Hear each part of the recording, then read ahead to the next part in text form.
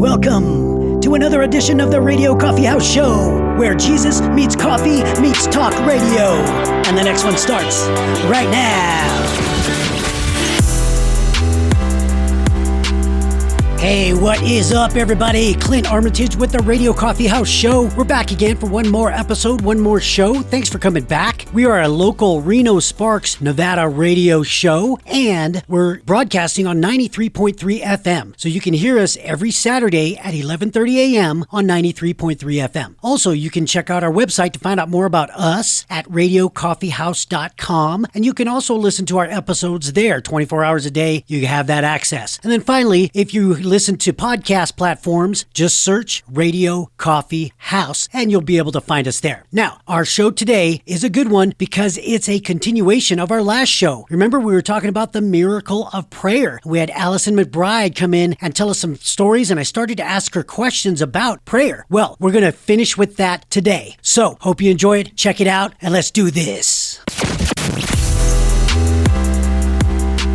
Okay, so we were talking about releasing things to God and surrendering and doing stuff like that. And so that's what I think we as humans have a problem with doing. Now, we say and we express, like we really go out there and say, God is sovereign. I trust in the Lord. I give everything to God and all that. And I lift my burdens up to Him. And that's all good. And like I said, we do a good job at expressing that for the most part. However, believing it to our core is where I think we don't hit that mark. Because I truly don't think we believe it to our core, because something comes in and changes our focus and trust in God, and then it throws us off, and then we are no longer trusting God. For instance, like these issues with big diseases and cancer and stuff like that. Those are huge in our lives, but we have to remember that God is bigger. And something else that I thought of was that when we don't actually have expectations, we can't get disappointed. Yes. With the outcome.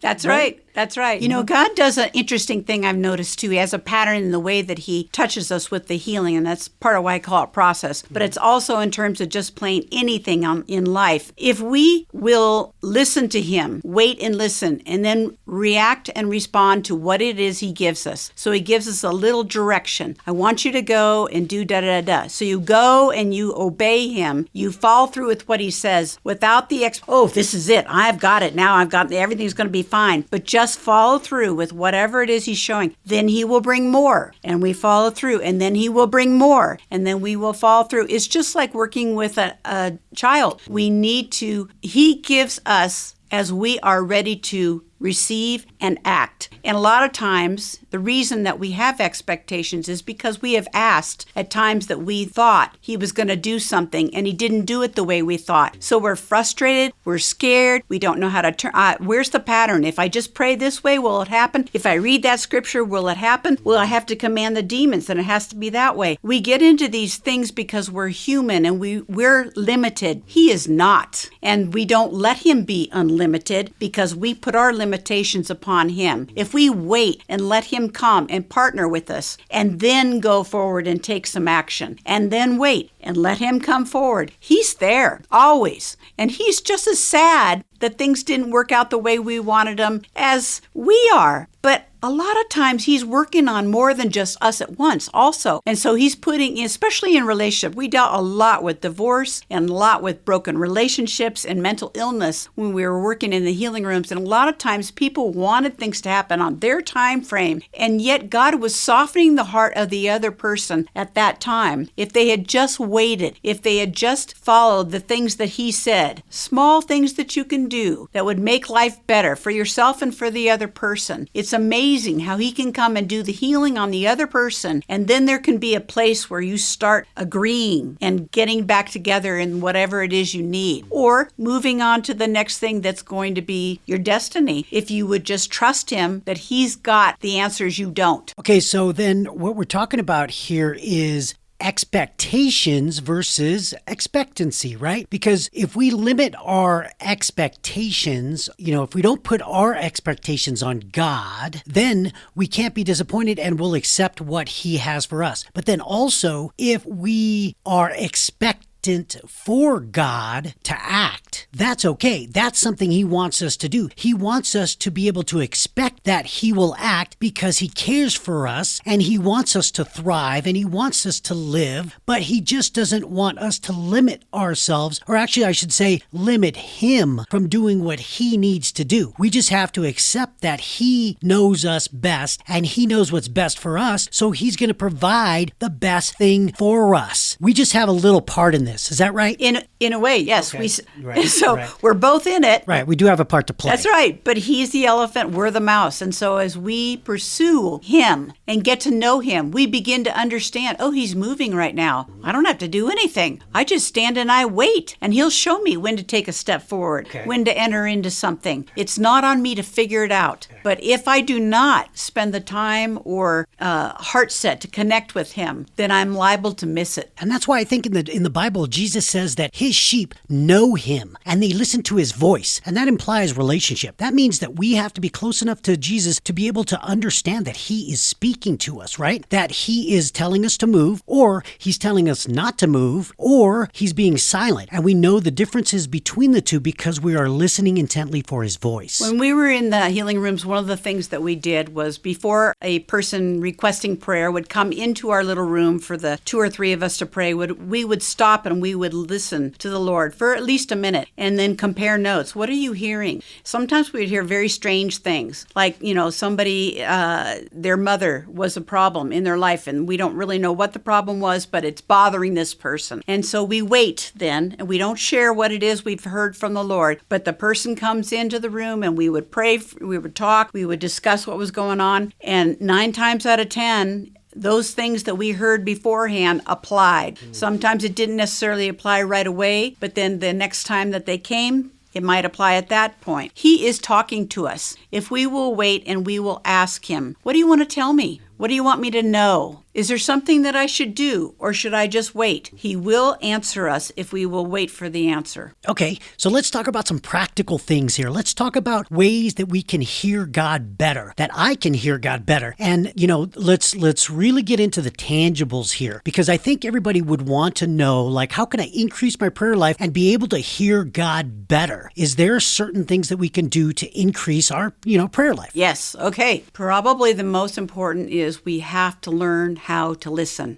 And oftentimes in our society, we are so bent on being right that we don't necessarily listen to other people. We are just trying to get our point across or have the right answer. And so as a result of that, we are maybe engaging in conversation, but we're not listening. We're just plain being part of a noise. Wah, wah, wah, wah. So the point being, you find a place and time, whether it's 5 minutes, whether it's in the car driving, the shower. My time with the Lord often is in the middle of the night. I wake up and I'm thinking, oh gosh, I'm tired. But then I realize, oh, you want to tell me something. Okay, I'm going to listen. And then you just plain take the first things that he brings to you. It could be an impression of a person's face. It could be a memory of something that you thought about in the past. Maybe he brings to you that you and your sister had a terrible fight a couple years ago and you've never really resolved it, and you're kind of feeling like maybe she's in a place right now she needs some love. Well, could you forgive her and yourself? Maybe that's what God's saying to you. So you dialogue with him about what it is you're hearing and seeing and feeling. And then as you take that kind of a thought, you can go further and then step out and take action on it. That doesn't mean the person's going to accept it, but at the same time, a knowing is going to grow inside of you.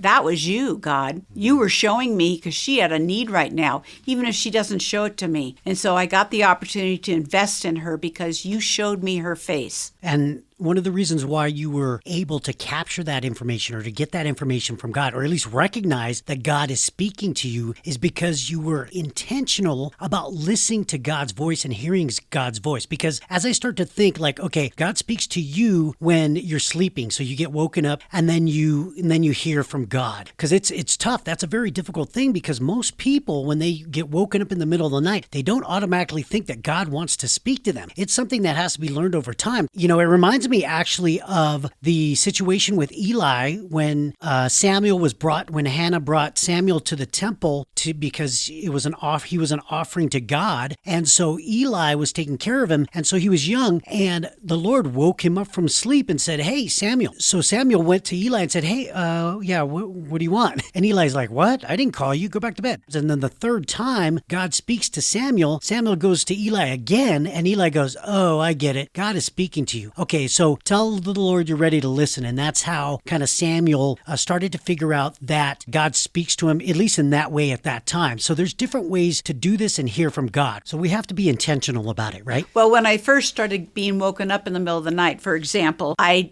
didn't want to be awake in the middle of the night. like most of us. Yeah, that's right. It's like, I want to just go back to sleep. But I knew that there was something keeping me awake. So I would think about the problems. Okay, the day, the problems, so this or that. And then I'd start to think, man, this is negative. This is not where I want to be. And I'm not going to go back to sleep thinking about the negatives. And then it was like, oh, the bell goes on. You mean maybe this is you? Maybe you're trying to show me something so I won't be thinking about all the negatives. So it was a slow process for me to begin to recognize, and you get faster and faster, clearer and clearer with practice. So whether it's that you do what I did when I went before work, I had a very interesting experience in dealing with this going to work, because my work days would start with me walking in the door and there were people on the phone, there was computer emails, there were people waiting for me. It was chaos. So I arrived to chaos. It was chaos all day. And I thought, how can I possibly take an hour for God rather than be at work? And he assured me somehow, no, this will pay off. So after about 8 months of this, I'm thinking, it isn't paying off, God. What am I doing here? But I realized that I hadn't surrendered. I needed to surrender. I was worrying about my laundry list, about my kids and the things they were doing, about the illnesses going on with my parents, etc. Those are all distractions. So it's like practice laying down the distractions and then just saying, okay, I'm just here. I'm here. I'm here. I'm here. I couldn't quiet my mind very well, so what I did was I turned on instrumental music, quiet instrumental music, just so I could kind of float into a different realm of thinking, the realm where maybe God was there. And that's when the angels and the Lord began speaking to me. Okay. And I was able to hear much more clearly. Okay. And that's really practical. That's what I'm talking about, so I can understand better, is practical ways to really be hearing God better. And so, like for me, you talked about listening to instrumental music, and that would be okay with me. That actually does work. But the best thing for me is actually silence, because, I was told before to listen to worship music. And although the music may have been okay, unless it was more upbeat, then I'd be distracted. But then also the vocals would actually distract me too. And I'm not an audio learner, so that worked against me. But instrumental music, that might work, soft ambient instrumental music. So I'll go ahead and, maybe try that. But really, like for me, it is in the car. When I'm driving the car, and I do drive a lot, so when I'm in the car driving, it's quiet in my car because I'm on the freeway and I'm just driving, and I can really set my focus on God. And he really speaks to me when I'm actually listening to a sermon, or I'm listening to some type of, an audiobook or something like that. And so I want to go back to this being all intentional. Oh, absolutely. I'm sorry I didn't even say that. And I was going to finish one other thing that happened as a result of that 9 months. And it was because of this intentional. It was like he was, it sounds silly, but he was like rewarding me, because you're taking the time to be with me. I'm going to show you that I can help you with your day. I began going to work, and half of the problems that I used to arrive with were gone. People would not be standing at the door waiting. Emails were being answered. The phone was not ringing off the hook. I found that I could multitask far better. I could listen to people complaining and answer the phone and do the physical things I needed to do around the office. And it wasn't bothering me. There was no stress. He took the stress away from my life right after I would spend these times with him. So it was like a direct reward of that time. And I knew I couldn't ever have achieved that kind of peace and harmony. It was like he brought harmony because I was willing to surrender and I was intentional about focusing on him. He brings the harmony. Okay, so it all comes together, whether we're praying for like healing or we're praying for daily life. As long as we start to approximate ourselves to get closer to God and not focus on all the distractions and all the stuff and the things that are not him. As long as we get to focus on him, him, then he's going to take care of these other issues and he's going to make a way, right? That's right.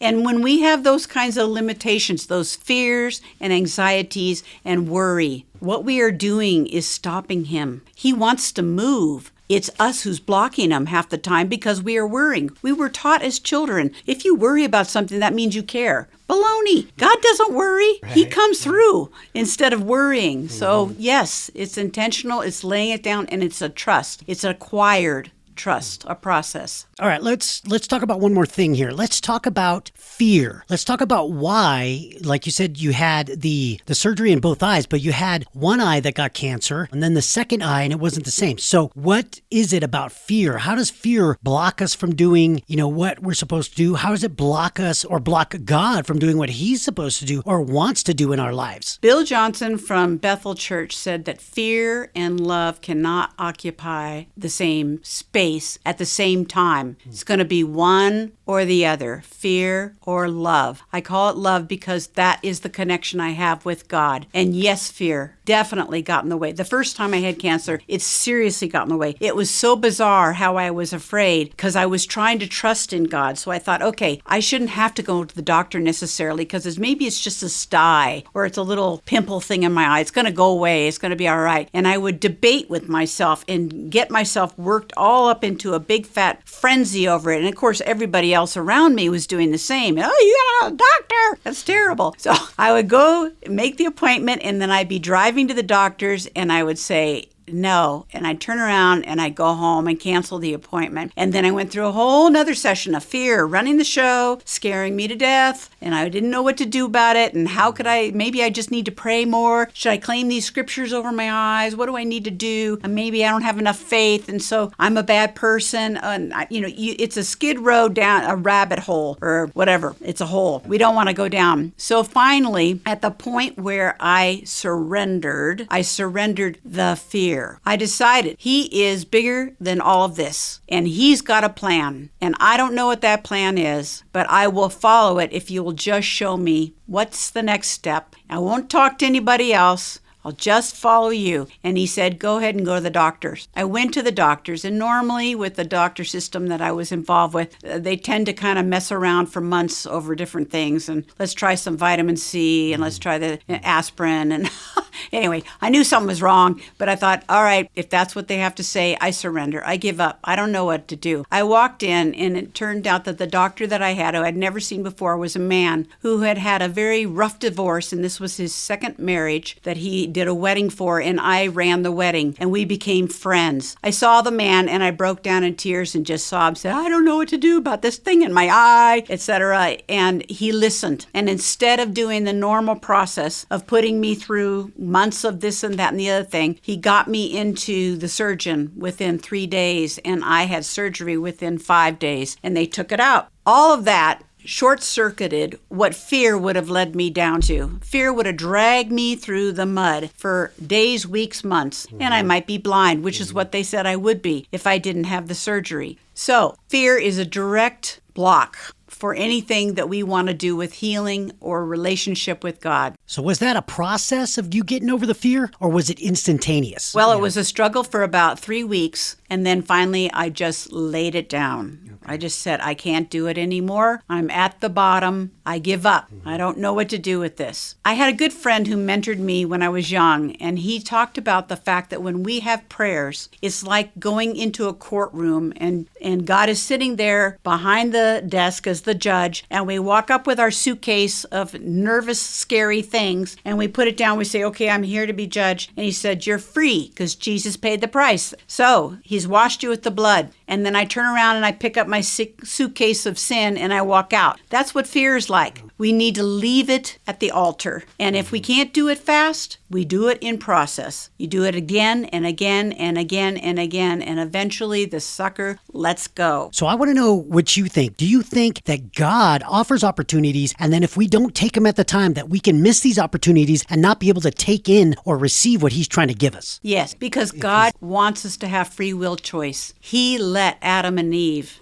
make the choice. He lets us make any choice that we want. He doesn't like it, and it doesn't mean consequences aren't going to come. It's not that he's like we're puppets and he's going to, okay, now I'm going to punish you. No, but he will let us make choices, and the consequences will come from our choices. If we make the choice to partner with him, he will guide us. It's like saying, I'm going to go to the Grand Canyon, only I'm not going to go with a guide. I hope I don't get lost. I need a guide, and he's it. Yeah, I think we need to really hear his voice, listen to his voice, and know him so that we can know his voice. Because that way we can do the things that he's calling us or leading us into. That's right, because he wants us to grow and mature and be more intimate with him. We're to become his bride. We're not the slave. We're not the servant. We're not even just the friend. We are to become his bride. That's intimate. And so that means we have choices to make and maturity to grow into all the time. Doesn't matter how old you are. I've seen 12-year-olds more mature than 70-year-olds because they have chosen to move into that place of trusting him, and that's what he's offering. Wow. In the Christian community, that word relationship is thrown around just kind of loosely, and relationship with God and this and that. And really, there is more to it. It's like the thing. And the word intimate, you put those two together, it's intimate relationship with God. That's what we're looking for. That's what we need. Scientists say that babies know their mother's voice. Well, it isn't just a matter of hearing. They feel her. They are in contact with her sensory-wise. There are many ways in which she influences that baby in her womb, that baby knows her voice. It is the same with the Lord in that we get to know him in feeling him, in seeing spiritually. There are different gifts, and some of us see things better, some of us hear things better, some of us feel things better, some of us know things better, but it's all part of intimacy, and we can gain all of it if we want to. It's practice, process, moving into that relationship. When you get married to somebody that you've never met before, you know nothing, and you got to start from scratch. This is like that with God. We know nothing. We have an idea. Is that idea even right? So we then get a chance to experience it, and those experiences form our life patterns. Well, that was awesome. Thank you so much, Alison, for giving us all your insight on prayer and the miracles that prayers can bring and how to get closer to God and even how to know him better. My name is Clint Armitage. This is the Radio Coffee House. That was it for part 2 of the Miracle of Prayer. Until next time, stay safe out there.